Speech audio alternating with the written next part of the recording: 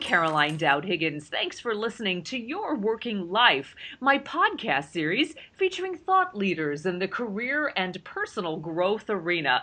Hey, I know you spend a significant portion of your life at work, so my goal is to provide you with tools, inspiration, and resources so you can enjoy your career and love your life. And I am delighted to welcome my very special guest to the show today, Michael Alden. Michael, welcome. Caroline, thanks for having me. Really appreciate it. Hey, I'm really excited to dive into a juicy conversation about your book, but let me first tell our listening audience all about you. Michael Alden is the author of 5% More. He is also the founder and CEO of Vase Marketing, a multi-million-dollar marketing firm that has been ranked by Inc. magazine as one of the fastest growing private firms in America. He's a successful serial entrepreneur, love that Mike, who hosts his own podcast and writes a popular blog. He's a speaker and a regular guest on TV and radio throughout the country, and we are going to dive into an incredible conversation. Mike, let me honor the full title of your book, 5% More, Making Small Changes to Achieve Extraordinary Results. So how did this get started? Give me the scoop. Sure. Why don't I just give you the whole story how it really happened? So, my first book, Ask More, Get More, did really well. It was a #1 bestseller on Amazon, #2 Wall Street Journal, 54 in USA Today. It sold tens of thousands of copies, and we had great success with it. And, a lot of people started asking me questions. They wanted more out of my first book. And I was in a spinning class about 2 years ago. I'm a big guy. I'm in the spinning class, and it's a 45-minute class, and we got towards the end of the class, and the spinning instructor, I'm not sure if you've been to a spinning class, but they're usually in the front, and they're motivating you and they're getting you going and whatever. And it was the last 5 minutes, and she says, "Look, these last 5 minutes, I want you to give me 5% more effort." She goes, "If you give me 5% more effort, you're going to burn more calories. Your metabolic rate's going to increase. Your heart rate's going to increase. You're ultimately going to live a healthier, happier life." And then she said, "Anybody can do anything 5% more." And it was like an outer body experience for me. And maybe because I was exhausted, it was the end of the class, but I looked around the room and I saw everybody, all ages, shapes, sizes, ethnicities, and everybody, not only did they give the extra effort, they probably gave more than 5%. And I wanted to jump off that bike instantly, but I jumped off, and when we were done, wiped the bike down, and I ran out to my car and I started writing down that concept. And I said, I wonder if that idea or that concept could be applied to other parts of your life. And also I said to myself, is there something else out there like it? And Caroline, there wasn't. And that's when the whole journey began. And it's been a heck of a ride. It's close to 2.5 years now. And I think the book is out August 29th of this year. That is amazing. And I don't know if we've all been, but I have been in a similar scenario in that quintessential exercise class where, that coach, that instructor says just a little bit more, and your adrenaline's pumping and the energy rises and it's euphoric. It is, and that's when when I started applying the concept of 5% more to every other aspect of your life, from business to your personal life. I realized, in that spinning class that you know what, I was exhausted. I didn't even want to be there. It was 6 o'clock. It was 6 o'clock in the morning.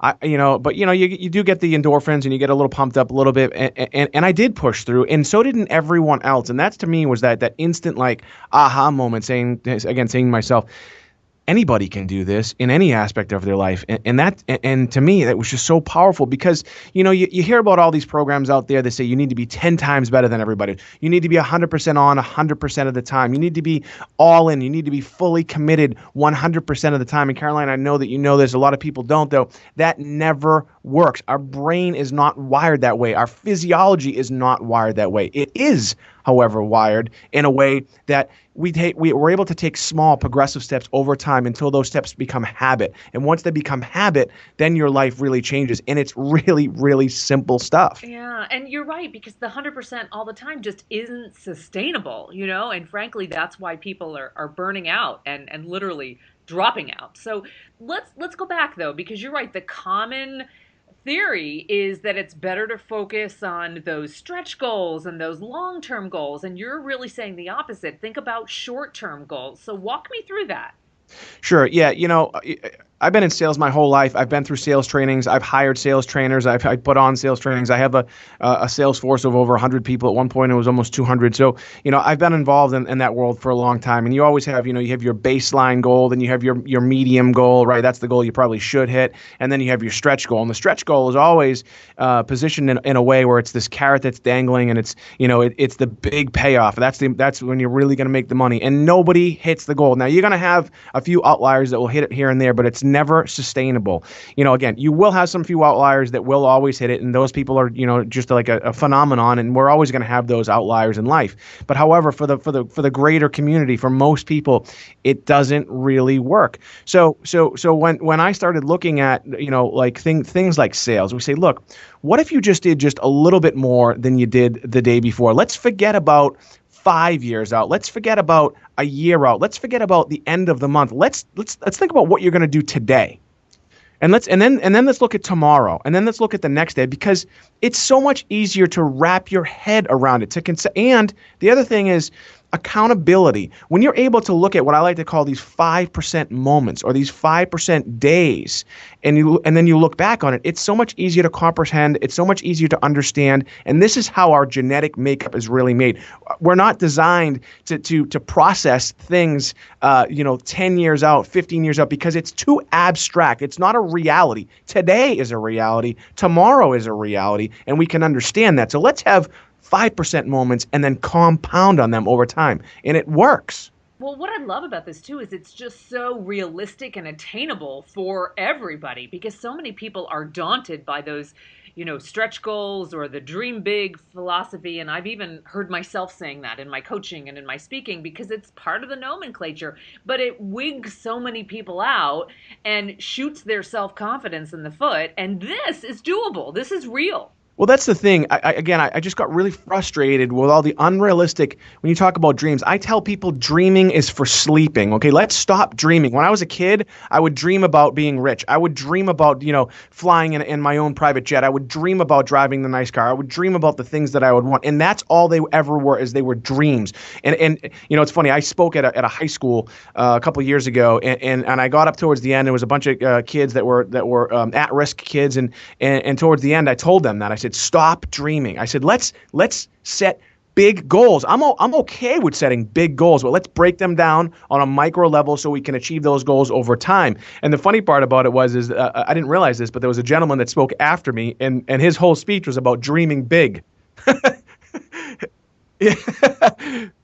Yeah, so he had to, and I didn't know it until after. So he literally had to go on the fly and change this whole thing up, because he believed me. Because that's a reality. When you talk about realistic stuff, you go, look, there are amazing, even like yourself, there are great, amazing motivational speakers, amazing coaches. And it's, I think it's easy to get people excited. It's easy to get people fired up. That part is easy. And then it's when they leave the room, or when they leave you. And then that excitement and that drive, it starts to wane, because they're like, oh my God, wait, this is such a big deal. This is too much. Yeah, so let's do the small things, get excited about those, and build on those over time. And for me, that's how I've set up my entire life. You said, like, here's another thing. If you set a 5-year goal or a 1-year goal, right, and you get to that point, and you really actually were pretty fastidious about it, and you took notes, and you knew you were gonna, you really like were looking towards that actual date, and you get to that date and you don't hit your goal. Now, I don't care what anybody says. I don't care about what any coach says, or any motivational speaker. If you get to that date and you don't achieve that goal, it's not going to feel good, right? So let's have these feel-good moments. I call them, again, micro successes, 5% moments over time, and then compound on them. That's the real essence of it. That's powerful. Okay, so give me an example, Mike, because I'm with you. I'm drinking the 5% Kool-Aid, but I would love for you to give an example in your own life and how you applied this concept in your career, and perhaps even weave in the compounding concept. Sure. Well, I talk a little bit about this in my book. I started my company, Vase Marketing, in what I like to call the worst economy in the history of the world in 2009. People talk about the Great Depression. We were living in the greatest depression of our time, okay? And it was greater than the stock market crash in the late 20s. And people say, well, how is that true? Well, you just look at the facts. It's a fact, right? So we started this company during that time, and we started really slow. We literally started out with 5 people, and we started out buying just a little bit of media. Most of my business is created through television advertising. So we just started buying a little bit of media. And people said to me, well, okay, the whole 5% thing, we get that, but where do you start? Okay, well, you have to figure out where you're going to start. So we figured out where we're going to start, and then we said, okay, well, let's build on it daily, just a little bit. So, our first media budget was like $25,000 for the week. And then we say, okay, well, let's do $27,000. All right. Let's get to $30,000. Let's get to 32,000, 35,000, 40,000. 50,000. And then we start jumping a little bit because now we're compounding on that original amount. You've heard of the term, you've heard of geometric progression, right? Geometric progression is that classic thing where if you save a penny a day and you compound on it over time, or you double up on it over time, in a month you'll have $5.3 million. So you take a penny, people say, no, that doesn't make sense. Mathematically, sure it is. If you take a penny, save that penny, and then save 2, then 4, then 8, then 16, then 32. By the time you get to the end of the month, it's $5.3 million. That is also something that doesn't work. What I say is, let's compound on the day before, or the month before, or the week before on that number. So again, when we started at 25,000, we very quickly started getting to 100,000. 125,000, 500,000, $600,000 in airtime in media we were spending. And it happened rapidly, but it was really small progressive steps, just compounding on the day. And then again, I got to the point where our first year we did 9 million, second year 10 million, third year 30, fourth year 40, 50, 50, 50. And so it all started on a $25,000 media budget. Now here's the thing. We had no choice. If I had a million, I didn't have $1 million to spend. I didn't have $600,000 to spend. So that's when it was more of a retrospective thing. We looked at it and said, wow, this is how we did it. I got to be honest, I wasn't saying, well, hey, let's have these 5% moments, because the idea didn't come to me until a couple of years ago. So when we looked back on it, that's exactly how it works. And then I give tons of stories about it in the book on how it's applied with other people's lives and my lives. But that's really kind of, one of the things that I've done. The other part too, I'll give you another example. Go back to my life as a kid, right? Or even maybe in college. I talk about this in the book a little bit. I talk about, I played college football, and there's a section called High School Hero, College Zero, right? So I get to college, and everyone who plays football at whatever level, whether you're Division III or Division II, or Division I, everybody is a high school hero. In other words, you're all your superstars in high school. Then you get to the next level. Okay, so you get to the next level, and now it's a different playing field. But when you look at the levels that you're playing in life, okay, or in business, or in your personal life, or whether it be athletics, as you get to those levels, no matter what level it is, whether you're at the very beginning as a kid at playing soccer at 6 years old, or whether you're in the Olympics like we're in right now, when you look at the levels you're playing at and the people who become great, and I've looked at them and I talk about it in the book, the great ones. And again, you're going to have a few outliers like Michael Phelps, who's a genetic phenomenon. But when you look at it real closely, the people that are standing on the podium that win the gold medals, they outwork their competitors by just a little bit. I mean, if you look at their training schedules and you look at what they do, again, like I've done, it's a very, very small difference. I talk about in the book, you've heard of the book Good to Great by Jim Collins? Okay.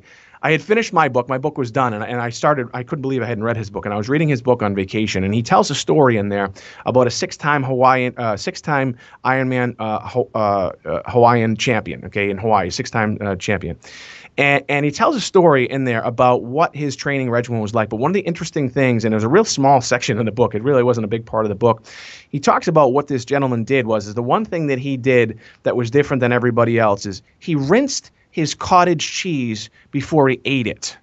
And he believed that little extra, the rinsing of the fat off his cottage cheese gave him that extra push, or that extra nutrition, or less, fat over time. And that's really what we're talking about. It is truly those 5% moments, those small little things. So when I go back to when I played college football, the reason why I didn't start, and I'm a big guy and I've always been athletic and I felt like I was pretty good, but the reason why I didn't start ever, and even though I was recruited to play football, was because the guys that were in front of me outworked me, and that's just a fact. Wow. Okay, Mike, so let's put this into practice in organizations, because I've got so many leaders around the world listening to say, Okay, so how do I convey this to my team, right? My coworkers, the people that work with me, for me? Because it's scary, right? You don't want to pull back and squelch enthusiasm, but you want to temper that 5% so you can move the needle. Yeah, so there's so many different ways to apply it, but when you just apply it in a general sense, I call it a 5% mentality or 5% ideology because I was talking to someone. They said, "Well, what if I'm not in sales? What if my job isn't necessarily quantifiable by numbers, right?" And because that's a lot of things. A lot of stuff isn't necessarily quantified by numbers. Maybe you're in the creative department, maybe you're in an ad agency or what have you, and your ad doesn't have necessarily have some sort of way to quantify it. Well, I say to people, look, it goes back to what I was just talking about is, if you're in the office and you're working on a creative idea or you're thinking about a creative idea, it comes down to that last 5%, just like the spinning class. It's generally the great things happen to us when we're exhausted, when we're on that spin bike, when we're ready to go home, when our wives are calling us and our kids are at home and they're getting ready to go to bed. It's that last 5% moment where most of the great ideas, where most of the great valuable final product is created. It's not in the beginning. It's that push through. It's that aha moment, and that's when it happens. So I say to people, whatever it is, if you apply it in your work scenario, show up just a little bit earlier than everybody else. Stay just a little bit later than everybody else. And then I just mentioned valuable final product. You always hear people, you hear the activity versus accomplishment thing. So many people are busy, right? They're always busy, busy, busy. I say, look, forget about being busy and let's focus on the product or whatever your product is, your production value, your efficiency. Just be a little bit more efficient. And I show how to actually do that in the book. And it's so simple. I'm a simple guy and I didn't want to write a book or teach people a concept that is abstract, that is theoretical, that can only be applied to the top 1% of people. This truly can be applied to anybody in any situation. And it really comes down to what I said. It's a 5% more mentality. You get to the end and you go just a little bit further. So, Mike, certainly I want people to buy this book. It's extraordinary. And I want you to whet their appetite with just a couple of concrete action steps that people can take now to start using this concept. Sure. So again, it's what we were just talking about the overarching theme of the 5%, 5% more mentality. So what I say to people is whether you're a middle manager, whether you're a CEO, or whether you're somewhere in between. Okay, the action steps that I like to show people. On a daily basis, let's put down what our goals are for the day, okay? Write them down, okay? I call them 5% updates. Let's put down what your goals are for the day, and this isn't making a list. So if you have a goal, what you're going to achieve today, let's write it down, okay? And then the following day, let's look at what we accomplished and why we did accomplish them, and also why we didn't accomplish them. And those ones that we didn't accomplish, let's figure out how we're going to accomplish them. And then you do that every single day. I call them 5% updates. I do this at my company. My executives do this. And what happens is you become what? You become accountable to yourself, and then also you become accountable to your peers. And you're able to look back on it on that 5% micro level and say, okay, well, you know what? I should have finished this report, but I didn't because, and this is the part where you have to look inside and become honest with yourselves, because if you can't be honest with yourself, then you can't be honest with anybody. But it's easy to look at it and say, okay, well, I had this report due today. I totally could have got it done, but I spent too much time at lunch, or I spent too much time talking to so-and-so about fantasy football or whatever it is. And then you just do that each and every single day. So it goes back to that whole compounding thing. And then at the end of the week, I do it at the end of the week. We call them 5% updates. So we look back on the week.